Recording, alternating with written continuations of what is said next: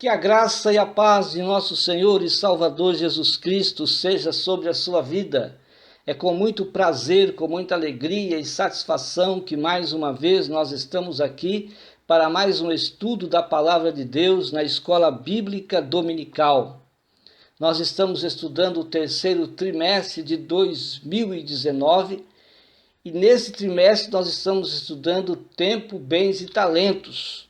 Nessa semana estamos estudando a lição 3, a mordomia da alma e do espírito. Nesta lição nós vamos responder o que é a alma, nós vamos responder o que é o espírito e depois nós vamos falar sobre a mordomia, sobre como nós administramos para a glória de Deus a nossa alma e como nós administramos, como é a nossa mordomia do espírito. Seja bem-vindo em nome do Senhor Jesus Cristo.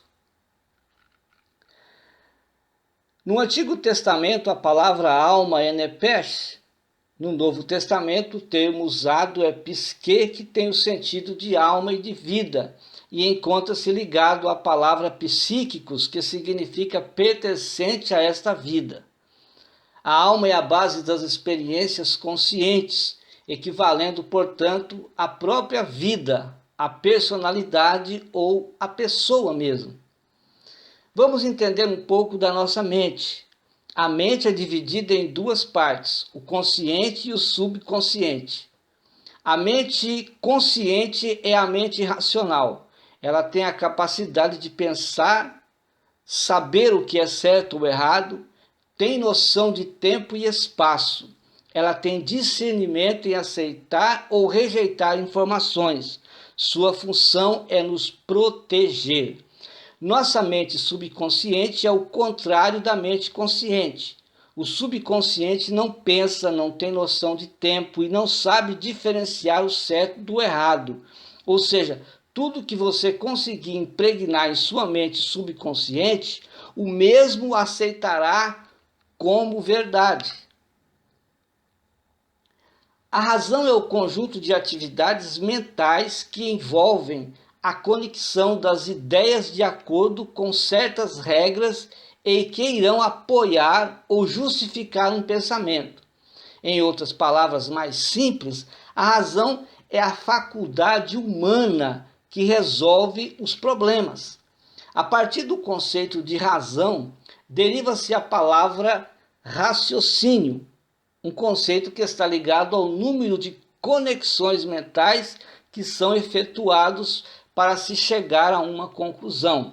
Então nós temos subconsciente, onde nós recebemos todas as mensagens do mundo externo.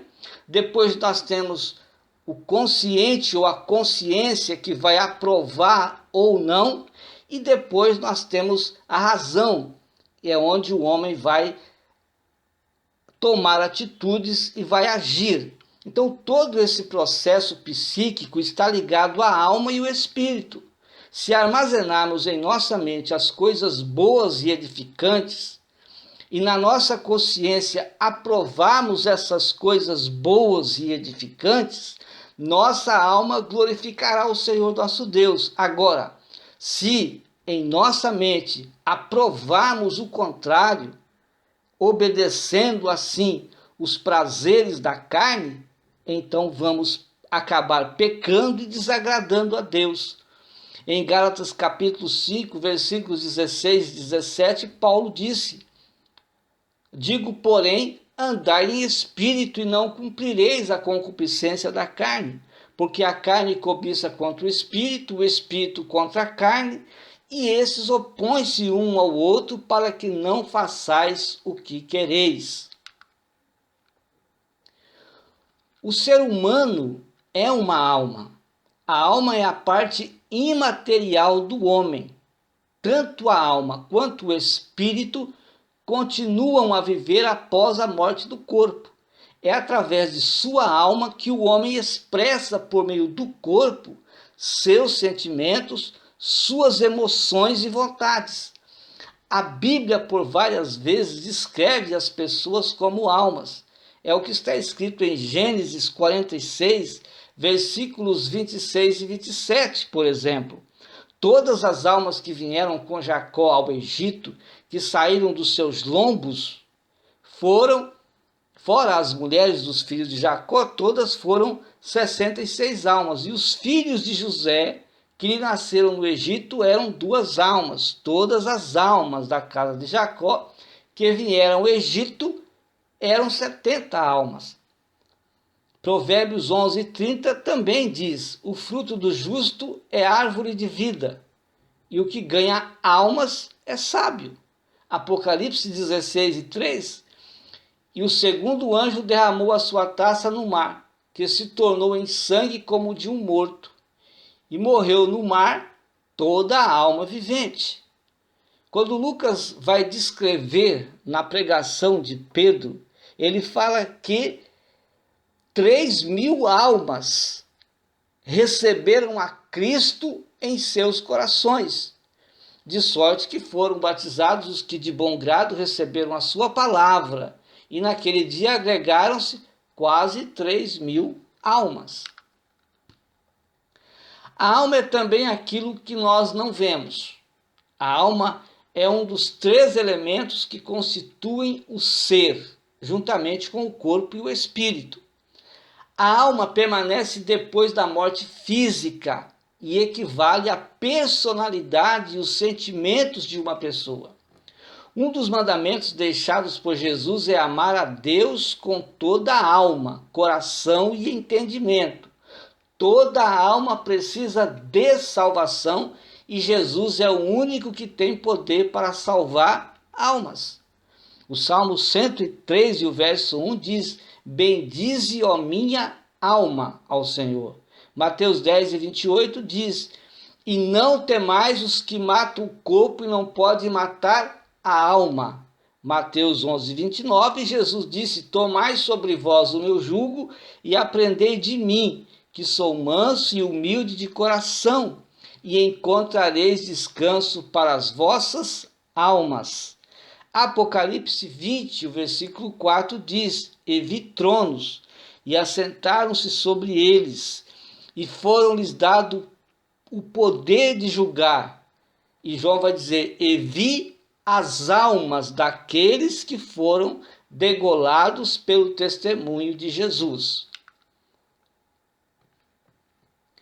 Deus habita no espírito, o eu habita na alma e os sentidos no corpo. O homem se relaciona com o mundo espiritual e com o Espírito de Deus, por meio do Espírito que Deus lhe deu. Através do corpo, o homem entra em contato com o mundo exterior dos sentidos e tanto influencia o mundo quanto é influenciado por ele. A alma permanece entre o corpo e o espírito. O espírito pode julgar a alma para que esta obedeça a Deus, isto é, se o cristão alimentar o seu espírito com as coisas de Deus.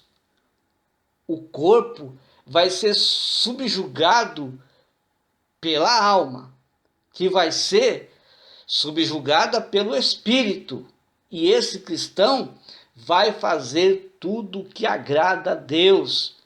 Da mesma forma, o corpo, através da alma, pode levar o espírito ao estado de morte espiritual, se esse cristão não alimentar o seu espírito com as coisas de Deus.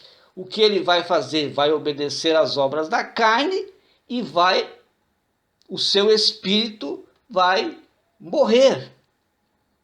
Dessas 3 partes, a mais importante é o espírito e a mais frágil é o corpo. A alma é a principal. Por que ela é a principal? Porque ela influencia através do corpo o Espírito Santo e o seu fruto, ou as obras da carne, que são aceitas pelo mundo externo. Na primeira carta que Paulo escreveu aos Coríntios, capítulo 3 e o versículo 16, está escrito: não sabeis vós que sois o templo de Deus e que o Espírito de Deus habita em vós? Paulo comparou o homem com o templo de Salomão, onde era dividido em 3 partes, assim como o tabernáculo. A parte externa era o átrio, onde todos podiam entrar para prestar culto a Deus. Havia também o lugar santo, onde somente os sacerdotes podiam entrar. Estava bem próximo de Deus o lugar santo, mas ainda tinha uma certa distância com um empecilho, que era o véu. Agora, por quê? Porque Deus estava no lugar santíssimo por detrás do véu, onde só um sumo sacerdote entrava ali uma vez por ano. O homem também é o templo de Deus, constituído de 3 partes. O corpo é o átrio exterior, a alma é o lugar santo onde se presta culto a Deus, o lugar santíssimo é o Espírito, onde o Espírito Santo manifesta a presença de Deus por todo o interior do homem. É importante que o crente saiba que possui um Espírito e que toda comunicação com Deus é por meio dele. Portanto, se o crente não discerne seu espírito, não terá condições de comungar com Deus em espírito. Se não diferenciarmos o espírito da alma, facilmente confundiremos as obras do espírito com os pensamentos e emoções. Na primeira carta de Paulo aos Coríntios, capítulo 2, versículo 11, ele fala do espírito do homem. Na sua primeira carta, também no capítulo 5, versículo 4, ele diz do meu espírito. Em Romanos 8,16, Paulo também diz do nosso espírito. E na sua primeira carta, capítulo 14, versículo 14, ele usa uma expressão também de meu espírito.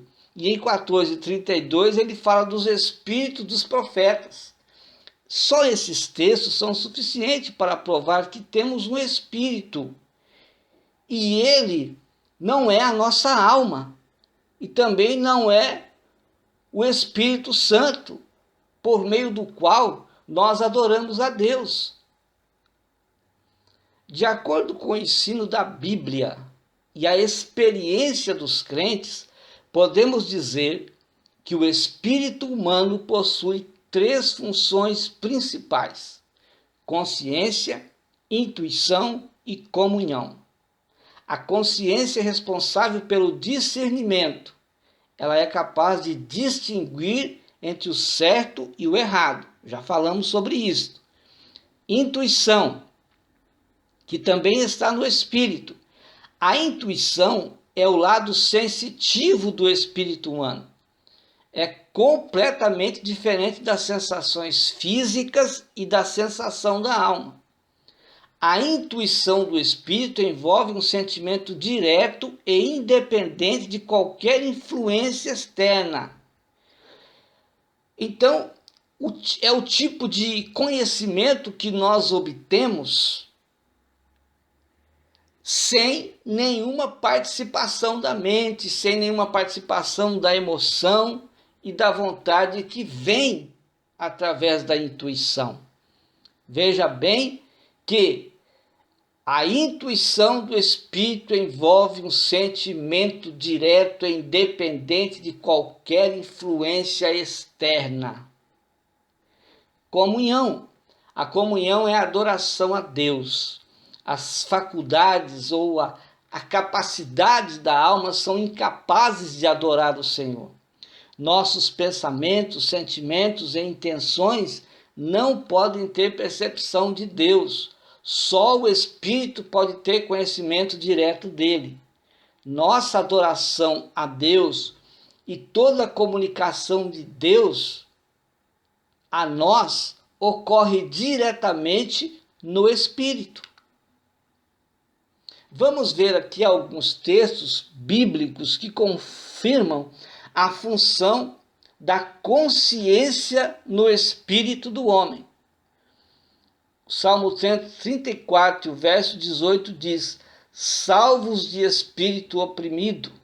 51:10 de Salmos diz: renova dentro de mim um espírito inabalável.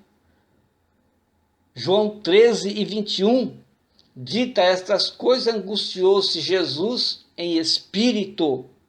Atos 17:16, o seu espírito se revoltava em face da idolatria dominante na cidade. Aqui era Paulo.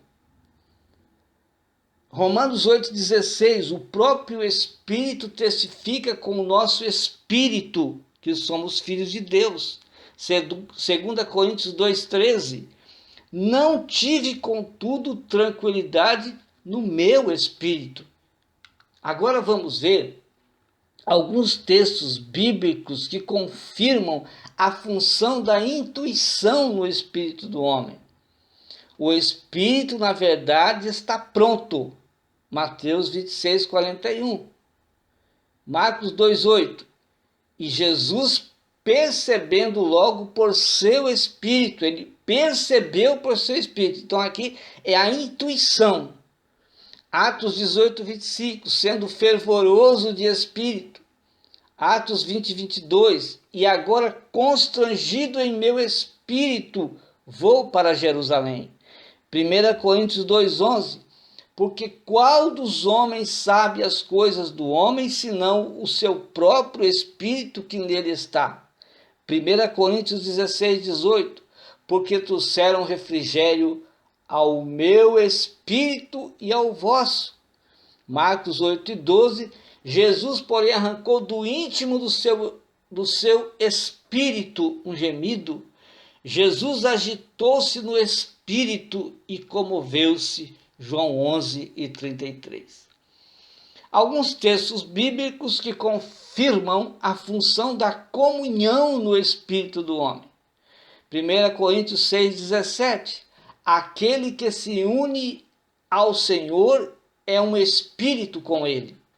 Lucas 1:47, e o meu espírito se alegrou em Deus, meu Salvador. João 4:23 diz que os verdadeiros adoradores adorarão o Pai em espírito, não é em alma, em espírito e em verdade. Romanos 8:15, recebestes o espírito de adoção, agora veja aí, baseado no qual clamamos, adoramos, falamos com Deus, Abba, Pai. Então todo homem tem o Espírito de Deus. Porém, na maioria desses homens, o espírito está morto. Mas o Senhor vivifica. Quando este homem recebe Jesus da sua vida, esse espírito é vivificado. Efésios 2:1, e vos vivificou, estando vós mortos em ofensas e pecados. Antes da regeneração, o espírito está separado da vida de Deus. Após a regeneração, então o espírito é vivificado e este homem então vai adorar ao Senhor. Nós temos aqui 3 teorias que procuram explicar o surgimento, procuram explicar a origem da alma. O pré-existencialismo, o traducionismo ou participativo e o criacionismo. O pré-existencialismo é a teoria que prediz que as almas das pessoas existem no céu muito antes dos corpos serem concebidos no ventre das mães e que Deus depois traz esta alma à terra e une ao corpo dos bebês enquanto ele se desenvolve no útero. Mas essa tese não tem apoio bíblico e se aproxima das ideias de reencarnação encontradas nas religiões orientais. Antes da concepção no ventre das nossas mães, nós não existíamos, nós não éramos. Logicamente, Deus perscruta o futuro e sabe que existiremos, mas isso é bem diferente de afirmar que já existíamos anteriormente. Essa ideia, ela nos influencia ou influencia o homem a desvalorizar a vida, pois ela se torna transicional no corpo. Também ensina a não dar importância à geração e à criação de filhos. O pré-existencialismo nos leva à ideia de reencarnação.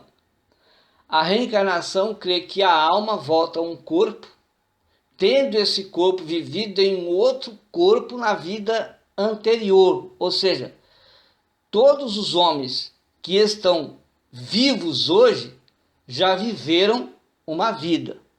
Segundo o Espiritismo, essa alma se desencarnou pela morte e retorna à Terra em outro corpo. O propósito de a alma voltar ao corpo é pagar por pecados cometidos na vida presente. Seria aperfeiçoar-se na vida após esta vida. Os defensores dessa crença procuram dar resposta aos seres humanos quanto ao sofrimento e às desigualdades sociais. Para isso, eles descontextualizam textos bíblicos a fim de defender suas crenças.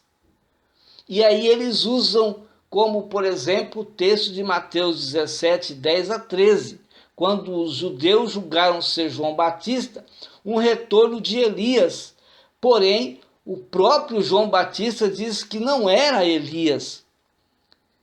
Em Mateus 17, no Monte da Transfiguração, quando Jesus se transfigurou ali perante 3 dos seus discípulos, e os seus discípulos puderam ver Elias. Eles viram Moisés e Elias. Bom, João Batista já tinha morrido. Nesse caso, quem deveria ter aparecido não era Elias, e sim João Batista. O criacionismo. Criacionismo é a opinião de que Deus cria uma nova alma quando um novo ser humano é concebido. Muitos fundadores da igreja primitiva buscaram suporte bíblico para crerem no criacionismo. Eclesiastes 12:7, por exemplo, o Espírito volta a Deus que o deu. Isaías 42:5, Deus criou e dá o Espírito aos que andam na terra. Zacarias 12:1, o Senhor Deus forma o espírito do homem dentro dele. Hebreus 12:7, com referências do versículo 9, Deus nos trata como filhos. Não nos sujeitaremos muito mais a Ele, Pai dos Espíritos, para vivermos? Com base nesses versículos, então os pais da igreja, os fundadores da igreja primitiva, quiseram pregar, quiseram impor na mente dos cristãos o criacionismo. Se Deus cria cada alma individual quando necessário, há consistência no ensino da separação da alma do corpo após a morte. Agora, a fraqueza do criacionismo é que Deus está continuamente criando novas almas. Mas não é o que diz a palavra de Deus em Gênesis 2, 2 e 3. E havendo Deus acabado no dia 7º a obra que fizera, descansou no 7º dia de toda a sua obra que tinha feito. E abençoou Deus o dia 7º e o santificou, porque nele descansou de toda a sua obra que Deus criara e fizera. Ou seja, aqui está indicando que Deus já cessou de criar. Ele não está criando almas.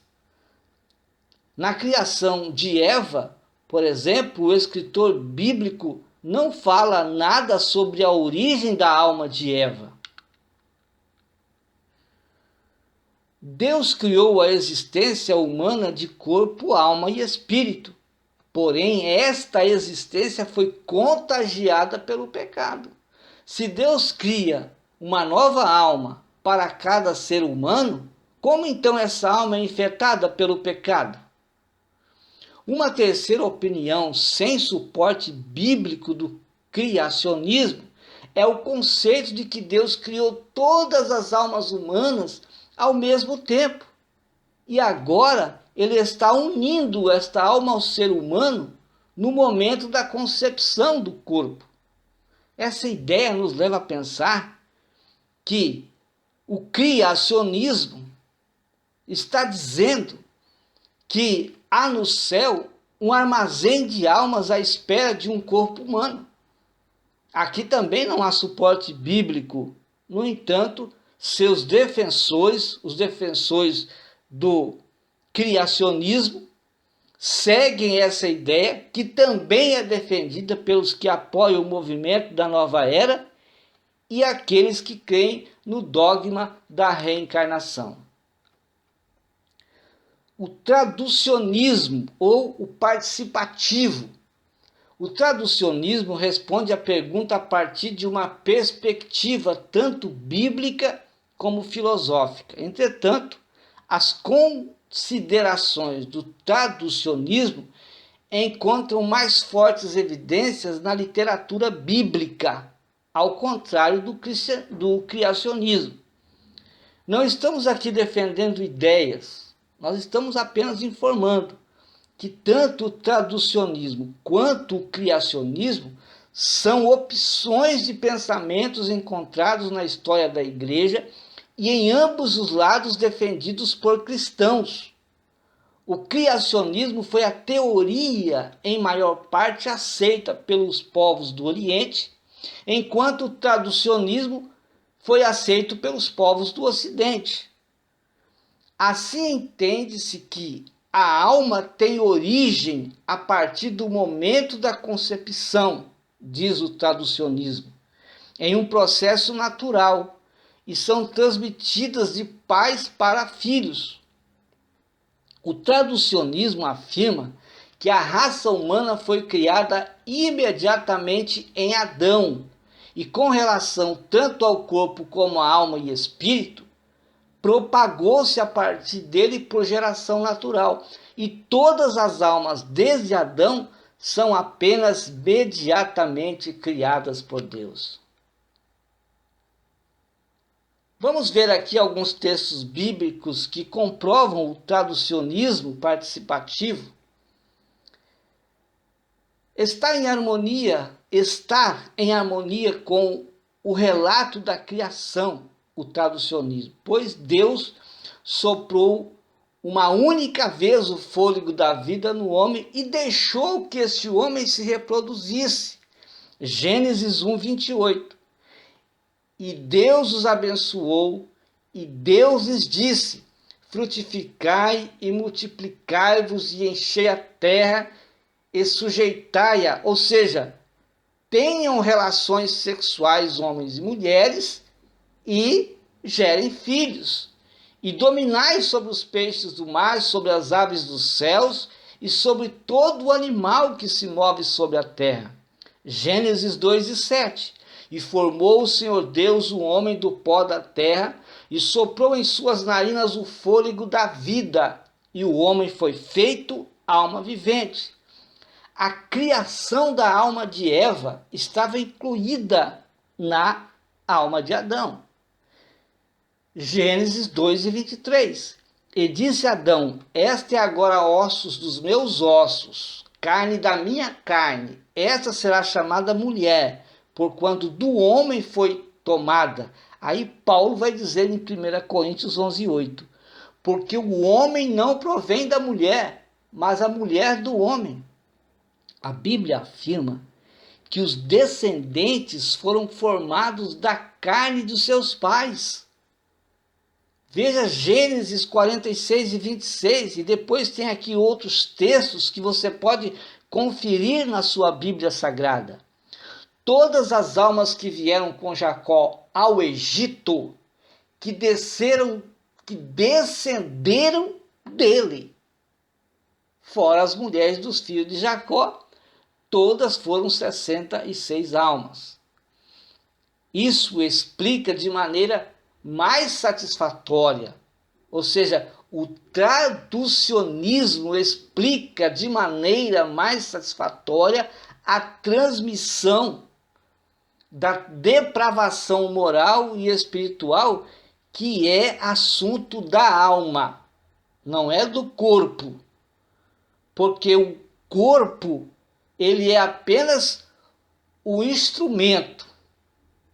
A alma é que subjuga o corpo, tanto para fazer o bem quanto para fazer o mal. Então, falando do homem, se referindo à alma, Deus disse em Ezequiel 18:20: a alma que pecar, essa morrerá. Agora, há contestação à teoria traducionista. Diz assim algumas contestações: se Deus só age imediatamente em relação à sua obra criativa, após a criação, que será então a regeneração? Outra contestação é sobre a cristologia. Então, essa teoria leva a dificuldades insuperáveis à cristologia. Diz assim: se em Adão a natureza pecou globalmente, e esse pecado foi, portanto, o verdadeiro pecado de cada parte dessa natureza, não se pode fugir à conclusão de que a natureza humana de Cristo também foi pecadora e culpada, porque teria o pecado de Adão. Então são contestações a essa teoria traducionista. Concluindo as nossas teorias aqui, ideias, ressaltamos que o traducionismo merece maior consideração, visto que reporta-se melhor ao testemunho das Escrituras a respeito desse fato. As explicações a favor do traducionismo são superiores às suas objeções, e suas objeções têm resposta bíblica, sem que seja necessária interpolação teológica para obtê-la. Concluímos então que a alma não existe antes da concepção humana. E se Deus cria uma nova alma no momento da concepção, ou projetou o processo reprodutivo humano para produzir alma, o homem não consegue definir plenamente esse processo de geração de uma vida. Como nós devemos administrar a mordomia, ou seja, como nós devemos administrar a nossa alma, como é a mordomia da alma, o nosso homem interior. Vamos ver a tricotomia do homem. 1 Tessalonicenses 5:23. E o mesmo Deus de paz os santifique em tudo, e todo o vosso espírito e alma e corpo sejam plenamente conservados, irrepreensíveis para a vinda de nosso Senhor Jesus Cristo.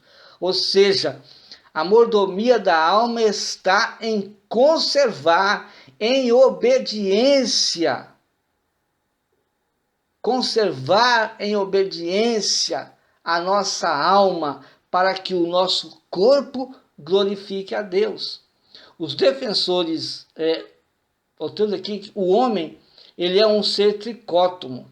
1 Tessalonicenses 5:23, como já lemos. O termo tricotomia significa aquilo que é dividido em três ou que se divide em três tomos. Em relação ao homem, o termo tricotomia refere-se às três partes do ser, corpo, alma e espírito. Há divergência nesse ponto entre alguns teólogos. Há aqueles que entendem o homem como apenas um ser dicótomo, ou seja, que se divide em duas partes, corpo e alma ou espírito. Os defensores da dicotomia do homem unem a alma e espírito como sendo uma e a mesma coisa. Entretanto, parece-nos mais aceitável o ponto de vista da tricotomia. Esse conceito da tricotomia crê que o homem é uma triunidade composta e inseparável. Só a morte física é capaz de separar as partes, o corpo de sua parte imaterial. Então, alma e espírito, eles são inseparáveis. Estão juntos, mas não são a mesma coisa. Hebreus 4:12 diz assim: a palavra de Deus é viva e eficaz e mais afiada, mais penetrante que qualquer espada de 2 gumes. Ela penetra ao ponto de dividir alma e espírito, juntas e medulas, e julga os pensamentos e intenções do coração. A mordomia da alma e do espírito. A mordomia da alma e do espírito implica em conservá-los irrepreensivelmente santificados para a vida do Senhor Jesus Cristo. Na mordomia da alma, devemos considerar a sua necessidade. E isso inclui a emoção que pode ser satisfeita no relacionamento com Deus. Nesse relacionamento com Deus, a alma anseia se comunicar com seu Criador. E é na oração que nós podemos partilhar com Deus as nossas vitórias e buscar dele forças para vencer as adversidades diárias. A alma necessita viver uma vida santa. Seu desejo é estar aqui na terra e eternamente no céu, em comunhão com seu Criador. O Salmos 42, e o verso 2, diz assim: a minha alma tem sede de Deus, do Deus vivo.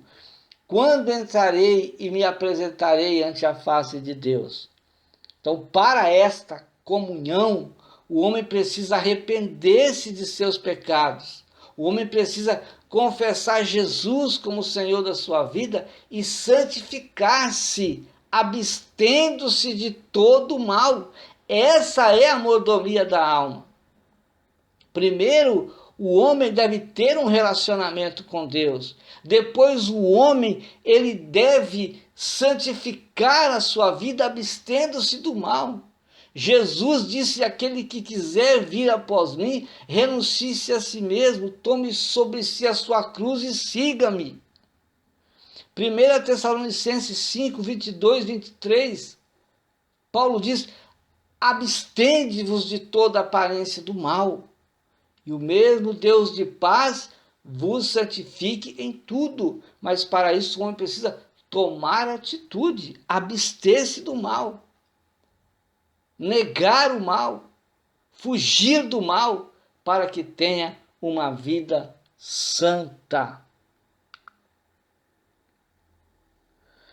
A santificação dos pensamentos. Vimos que a alma é a sede das emoções, dos sentimentos e dos pensamentos. Logo, sua mordomia deve zelar por tudo que preenche o pensamento. Devemos vigiar para que nossa mente não seja contaminada com o lixo imoral deste mundo. Filipenses 4:8, Paulo escreveu: quanto ao mais, irmãos, tudo que é verdadeiro, tudo que é honesto, tudo que é justo, tudo que é puro, tudo que é amável, tudo que é de boa fama, se há alguma virtude e se há algum louvor, nisso pensai. Todos os dias surgem em nossa mente pensamentos gerados por alguma imagem que vimos, palavras que ouvimos, situação que passamos. Entre esses pensamentos estão aqueles que geram em nós desejos maus. É a vontade de pecar. E os pensamentos maus, ele nos leva a este ato, o ato de pecar contra Deus. Diante desses maus pensamentos, devemos agir de forma radical, ou seja, devemos cortar o mal pela raiz. Tiago, capítulo 1, versículos 13 a 15, ele disse: quando alguém for tentado, jamais deverá dizer: estou sendo tentado por Deus, pois Deus não pode ser tentado pelo mal e a ninguém tenta. Cada um, porém, é tentado pela própria cobiça, sendo por esta arrastado e seduzido. Então a cobiça, tendo engravidado, tendo concebido, dá à luz o pecado. E o pecado, após ter se consumado, gera então a morte. O pecado ele começa a ser gerado nos pensamentos e deve ser combatido nesse primeiro momento. Isso acontece com o ser humano desde o início. Foi assim no Jardim do Éden e é assim até hoje. O ser humano é sempre atraído por aquilo que pode trazer problemas para a sua vida. E nós, cristãos, devemos vigiar nisto. Por quê? Porque somos atraídos por aquilo que nos faz mal. Mas o Senhor nos abençoa. O Senhor nos ajuda. Se nós procurarmos, então, infiltrar, colocar dentro de nós a mensagem da palavra de Deus. Na nossa mente, nós devemos guardar a palavra de Deus, para que assim, quando nós agirmos, nós vamos agir conforme aquilo que está no nosso homem interior. Se no seu homem interior está a palavra de Deus, se no seu homem interior está a oração, se no seu homem exterior estão as coisas de Deus, se no seu homem exterior estão coisas boas e edificantes, com certeza o seu corpo ele vai obedecer todas as coisas boas e edificantes que está na sua vida. Deus abençoe ricamente a sua vida. Deus abençoe poderosamente a sua família. E até a próxima oportunidade, quando nós aqui estaremos mais uma vez, se assim o Senhor Deus nos permitir, para mais uma escola bíblica dominical.